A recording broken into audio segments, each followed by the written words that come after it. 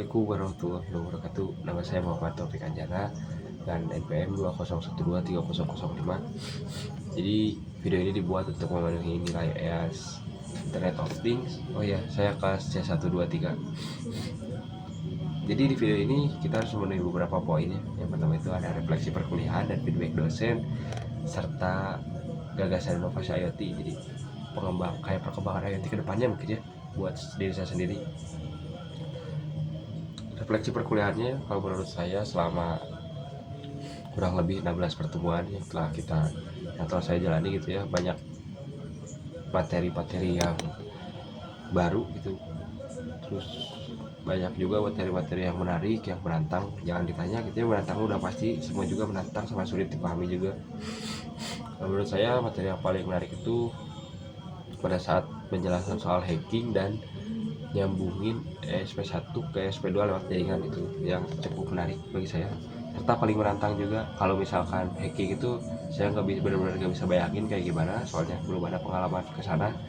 Tapi kalau misalkan yang nyambung ke ESP itu kayak udah kebayang, cuman pada saat praktek oh ternyata ada hal-hal yang kayak gini juga gitu. Kayak si ESP1 sama ESP2 itu harus saling terhubung, kayak perintahnya juga harus ada yang saling berkaitan supaya nyambung satu sama lain. Lalu praktikum yang paling berkesan dan kendala yang dialami pada saat tugas besar ada pada saat itu tuh saya tuh bagi tugas sama teman sekelompok saya tuh ngerjain aplikasinya, dia ngerjain hardwarenya sama ngedesain si hardwarenya gitu, tempatnya. Nah situ tuh saya dengan pede gitu bikin segala fitur sekaligus yang banyak tanpa memikirkan bahwa itu tuh gak sesederhana itu gitu buat nyambunginnya. Saya buat fitur ini itu segala macam, dan pada saat hardwarenya ada dan saat itu mau disatukan, project yang saya kembangkan itu hang, benar-benar gak terjadi apa-apa. Hardwarenya nggak gerak karena pada saat meminta request ke aplikasi tidak terjadi apa-apa di aplikasinya, dan aplikasinya juga ya gitu memberi perintah tapi nggak buat si hardwarenya gerak.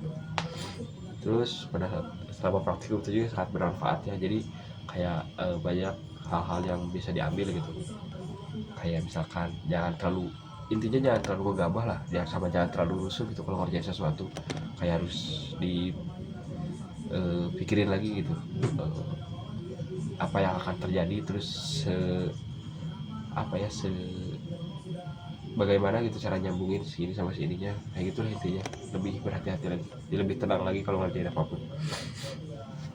Feedback terhadap dosen, karena ituannya saya tuh semester ini ya ketemu sama dosennya Pak Adimas itu kayak nyampein materinya jelas banget. Sama yang pasti yang paling saya suka itu dia tuh bawa contoh nyatanya, kayak contohnya tuh apa ya, alat-alat yang digunainnya gitu. Kayak waktu pas awal pertemuan dia tuh kayak kasih lihat alat hacking gitu, kayak ngebuat saya gitu ya, ketahui semua gitu. Tapi yang jelas saya tuh kayak lebih tertarik gitu ke matkul ini, soalnya ada penerapan nyatanya gitu.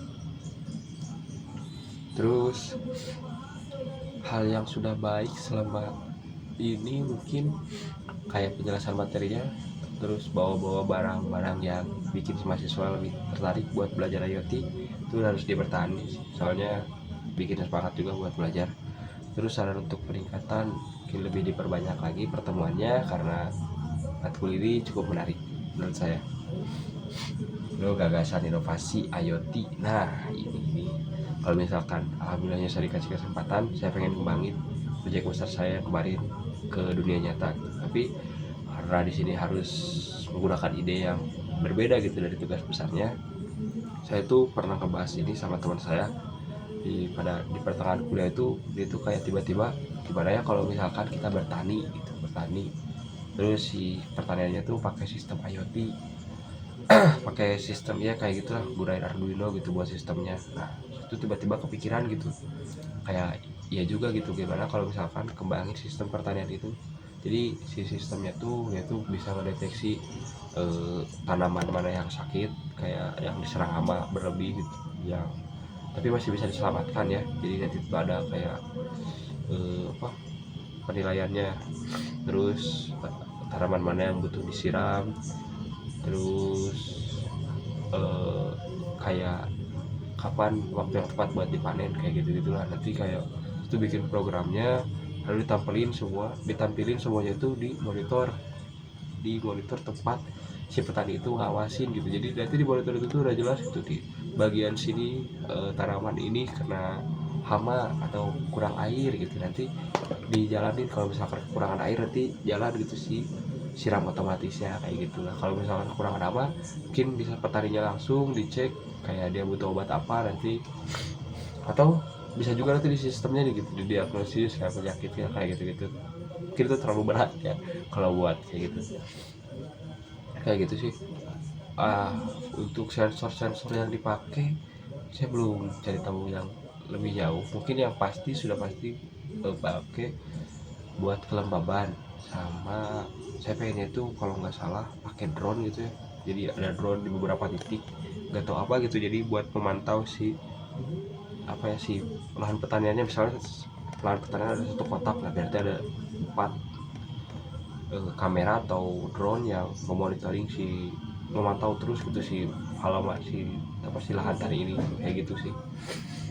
Nah setelah kalau misalkan alhamdulillahnya bisa diterapkan dan berhasil, mungkin kedepannya saya mau diterapkan ke petani-petani yang lain gitu, kayak mempromosikan gitu saya punya alat kayak gini biar mempermudah si petani-petani itu. Terus selain mempermudah ciptakan hasil yang lebih memuaskan dan efisien ya. Mungkin intinya semoga perkembangan IoT ini kedepannya lebih baik di dunia nyata ataupun di matkul ini. Sekian, saya Muhammad Taufik Anjana. Terima kasih. Wassalamualaikum warahmatullahi wabarakatuh.